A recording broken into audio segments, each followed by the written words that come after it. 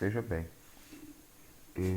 Esse primeiro recado é só para deixar claro para todos e todas que estão nos assistindo que as aulas aqui presentes são dos nossos cursos do IFMG Campus Avançado Pinuí. Qualquer uso indevido da imagem pode ser alvo de questionamento judicial. Então, dessa forma, assista, não tem problema algum em assistir, em aprender e compartilhar o conhecimento. Mas nada de utilização das imagens sem autorização prévia dos responsáveis, seja o professor, seja o Instituto Federal de Minas Gerais, Campus Avançado Pinuí. Beleza?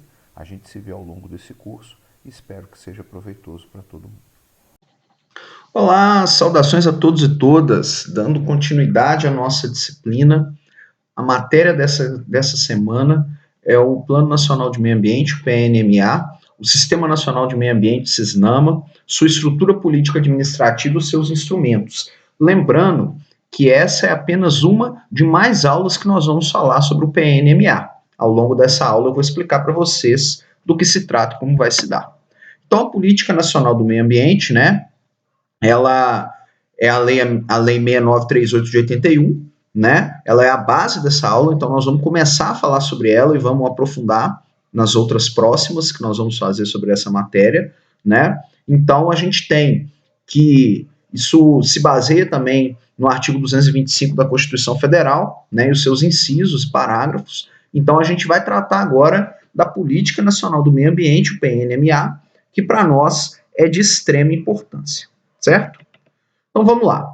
A Lei 6938 de 81, ela dispõe, né, sobre o PNMA e institui o SISNAMA, que é o Sistema Nacional do Meio Ambiente, que nós vamos ver ao longo da aula, né? Então toda a sistemática para a aplicação da política ambiental brasileira está nessa lei. Então essa lei é muito importante. E é legal a gente entender o contexto que ela foi feita, porque ainda tinha ditadura militar, né? Então ainda tinha ditadura militar, as liberdades democráticas ainda eram cerceadas, e mesmo assim uma grande articulação nacional, né, com ambientalistas das mais diversas estirpes ideológicas, foi possível construir essa política nacional de meio ambiente, né, para ter um plano nacional sobre a política ambiental, para poder balizar todos aqueles debates que começaram lá nos anos 70 e 80 relacionados à questão ambiental que nós já falamos no início da nossa disciplina, né? Então vamos lá. O PNMA, né, ele tem como função, então, produzir o diagnóstico da gestão ambiental no Brasil, né, visa aprimorar as técnicas de controle ambiental e estimula na população atividades que vão promover a sustentabilidade e o uso racional dos recursos naturais, aumentando os padrões de qualidade de vida com inclusão social.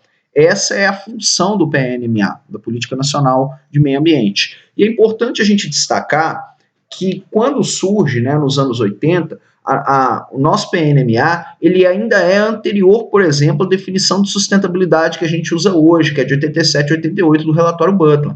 Então, a política ambiental brasileira, ela dialoga diretamente com os elementos que estavam sendo discutidos na época, da importância da conservação e da preservação ambiental. Então, é uma legislação muito avançada, inclusive para a sua época, sendo muito importante o seu estudo, já que ela acaba gerindo toda a política de gestão ambiental brasileira. O conceito, então, é que ela deve ser entendida, né, que são os instrumentos legais, técnicos, científicos, políticos, econômicos, destinados à promoção do desenvolvimento sustentável. Veja no conceito, no objeto de estudo, a influência do debate da sustentabilidade em cima dessa legislação. E no objeto de estudo, a qualidade ambiental propícia à vida das presentes e futuras gerações, né? Então a gente tem aqui o conceito, a gente tem o objeto, e tudo isso dialogando com esses conceitos de sustentabilidade, né? Então veja que no objeto de estudo, ó, quando fala da qualidade ambiental propícia à vida das pessoas e das futuras gerações, isso vai dialogar depois com o que vem a ser a definição científica mais utilizada de sustentabilidade, né? Mostrando a atualidade dessa legislação, apesar dela ter muito mais de 30 anos. Então nós temos no artigo 2º o objetivo geral. O objetivo geral, então, da PNMA é a preservação, melhoria e recuperação da qualidade ambiental propícia à vida, visando assegurar no país condições ao desenvolvimento socioeconômico, aos interesses da segurança nacional e à proteção da dignidade da vida humana. Aqui a gente vê ainda uma influência, né, grande no nosso arcabouço ambiental relacionado à questão humana, né, sempre presente. A gente já debateu sobre isso em outras aulas, e aqui a gente consegue perceber, né, o objetivo é o desenvolvimento socioeconômico, né? Então, a visão desenvolvimentista ela é presente na nossa PNMA, está presente no seu objetivo geral e a gente tem que estar atento a isso, né? E aí a gente tem alguns objetivos específicos, né? O primeiro, a compatibilização do desenvolvimento econômico e social com a preservação da qualidade do meio ambiente e do equilíbrio ecológico, né? Que é algo muito importante, como a gente já falou, dialoga inclusive com a Constituição, né? O segundo é a definição de áreas prioritárias de ação governamental relativa à qualidade e ao equilíbrio ecológico, atendendo aos interesses da União, Estados, Distritos Federais, territórios e municípios, né? Então, a gente consegue perceber, né, a importância que agora passa a ser dada à questão das áreas de preservação ambientais, aos parques nacionais, etc, etc. Tudo isso está ali presente e passa a ser uma área prioritária de conservação e preservação ambiental, né? A gente tem no terceiro o estabelecimento de critérios e padrões de qualidade ambiental e de normas relativas ao uso e manejo de recursos ambientais. Isso aqui é muito importante. Então, a gente consegue perceber nessa legislação o início de normas para o manejo ambiental responsável, né? Presente aqui. A gente consegue perceber também, no sexto, o desenvolvimento de pesquisas e tecnologias nacionais orientadas para o uso racional dos recursos ambientais, que é muito importante, né, a participação da academia. No sexto, a difusão de tecnologias de manejo do meio ambiente, divulgação de dados e informações ambientais, a formação de uma consciência pública sobre a necessidade da preservação da qualidade ambiental e do equilíbrio ecológico, né? Importante a gente ter isso aí, porque está relacionado à difusão de tecnologias, né? Então, o uso de novas tecnologias para manejar o meio ambiente, o geoprocessamento, né? É uma dessas que a gente trabalha muito hoje, né? Com a importância da divulgação de dados, apesar de recentemente a gente ter figuras, né, tentando obstruir o acesso a dados públicos, especialmente na área ambiental, o que é lamentável, né? Isso é público, está na PNMA, está na nossa legislação, está no artigo 225 da Constituição Federal, isso precisa ser respeitado, né? E aí a gente tem ainda a preservação e restauração dos recursos ambientais com vistas à sua utilização racional e disponibilidade permanente, concorrendo para a manutenção do equilíbrio ecológico propício à vida, né? Então, a restauração dos recursos ambientais, a preservação, isso é muito importante. E a gente tem o sétimo, a imposição ao poluidor, ao predador da obrigação de recuperar ou indenizar os danos causados ao usuário da contribuição pela utilização de recursos ambientais com fins econômicos. Isso aqui é muito importante, porque na PNMA a gente tem, então, o que vem a ser o princípio do poluidor pagador, né? Que a gente já comentou em outras aulas, e aqui a gente tem essa presença na legislação que vai nos garantir, igual a gente viu lá na aula sobre o que pode acontecer com aqueles que infringem a lei ambiental, exatamente a ideia do poluidor pagador. E está presente aqui na PNMA, que é uma grande conquista para os movimentos ambientalistas, a sua presença na nossa legislação mor da área ambiental. Então, a gente tem agora os princípios, que nós vamos comentar um pouco, né? Que é o artigo 2º, tem a ação governamental na manutenção do equilíbrio ecológico. Então, a responsabilidade do governo, né, do governo federal, estadual, municipal, para manter o equilíbrio ecológico, isso aqui é muito importante, considerando o meio ambiente como um patrimônio público a ser necessariamente assegurado e protegido, tendo em vista o uso coletivo. Isso dialoga lá quando a gente falou sobre bem difuso, né? Isso dialoga muito com isso. E a ideia do meio ambiente como patrimônio público, né? Isso é muito importante. A racionalização do uso do solo, subsolo, água e ar, né? Então, é o princípio de utilização responsável desses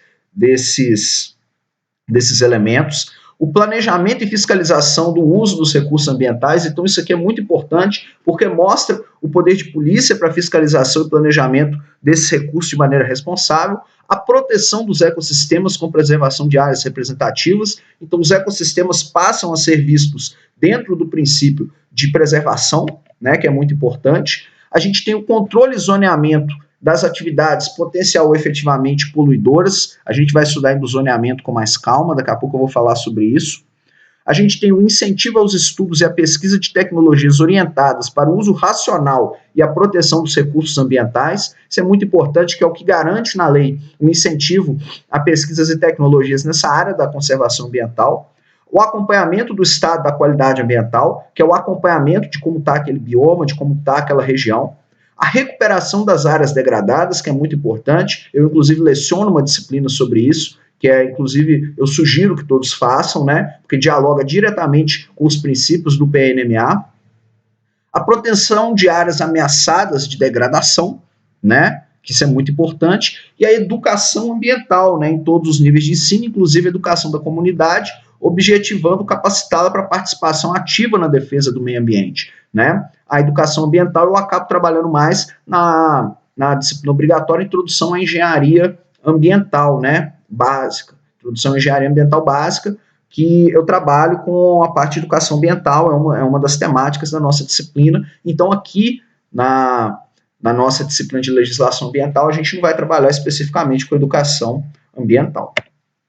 E aí a gente tem as diretrizes da PNMA, né, que são elaboradas em normas e planos destinados à ação dos governos da União, Estados, Distrito Federal e município, no tocante à preservação da qualidade ambiental e manutenção do equilíbrio ecológico. Então, as normas e planos que vão ser elaboradas, elas têm que seguir essas diretrizes, né, de preservação da qualidade ambiental e manutenção do equilíbrio ecológico. Então, tem que obedecer nessas legislações as diretrizes presentes na PNMA, né? E aí a gente tem a estrutura agora, vamos falar da estrutura política administrativa de proteção ao meio ambiente, que é o SISNAMO, Sistema Nacional do Meio Ambiente, né? Então, a gente tem o órgão superior, é o Conselho de Governo, que assessora a presidência da República na formulação da política nacional e nos diretrizes governamentais para o meio ambiente e recursos ambientais.